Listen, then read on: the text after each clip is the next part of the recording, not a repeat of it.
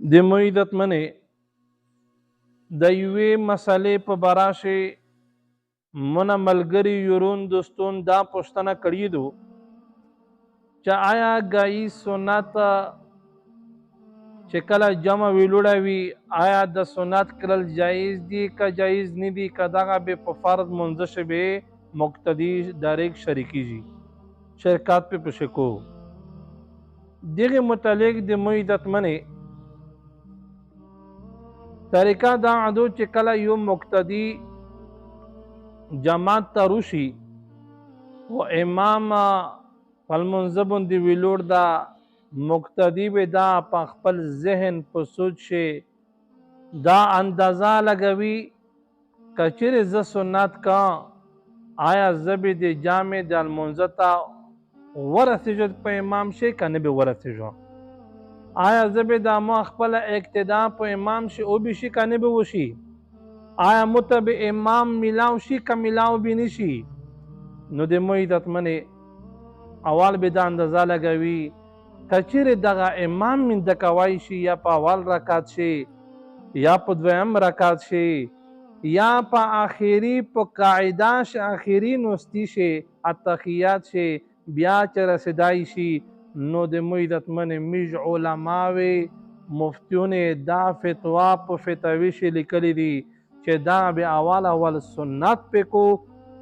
سنت چې کله وکړو ویل چې ګایي سنت چې دي سنت موقت دي په ټولې سنت چې محکم سنت دي اول به سنت وکړو ځون ته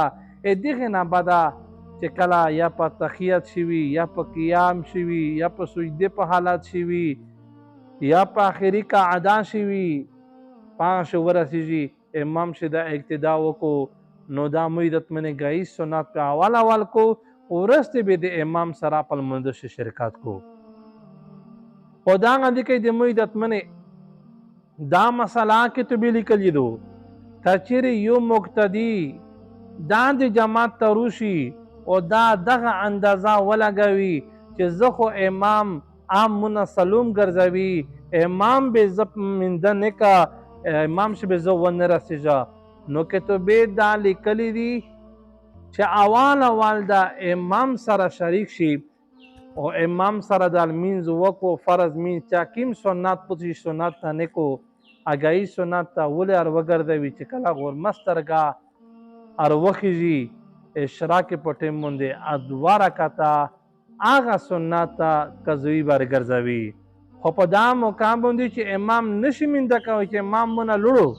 امام د منده کوي نشه امام مونه سلام ګرځوي اول د بالکل فرض وکړو نه بدا سنت ته بیا وګرځوي که چیرې سنت نار وګرځول دوه رکعته اشراق او بعض علما ویلي دي چې اشراق یا الله پاک ته ګرځوي نو مسله مې دا وکړه چې ګایي سنت که چیرې دغه پیغمبر علیه الصلاة والسلام دا مونه پیرې ویلي دي چې د جنگ حالات وي جنگ میدون وي سخت حالات وي په حالات شاید ته ګایي سنت نشه پرېږدی خامخا به ته سنت پکې ته بیا یا ته به سنت پکې اینا بعد به ته فرض کې سنت پرېږدل نشته بلکې پیغمبر علیه الصلاة والسلام فرمایي چې ګایي سنت دومره بهتر دي چې خیر من الدنیا وما فیها چې په دنیا شي څه دي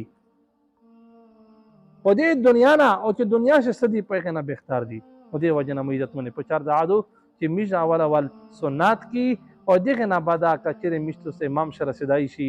نه بعده میږ بیا امام ته ځون ورسوي او پیش میږ اقتدا کړی شي که چیرې په تحیت شویلې نه وي او که چیرې میږ هغه سنت کی او میږ نه هغه امام سلوم ګرځوي امام میږ نشي منده کوي په لمونځ شي نو معیدت منې نو هغه حالت شي میږ ته فاس کړل پکار دي چې میږ فرض وکړي دوه رکعته میږ بیا وروسته کله غورمسترګه هغه وخیږي پاتې شي میږ بیا وګرځوي دعوانا ان الحمد لله رب العالمین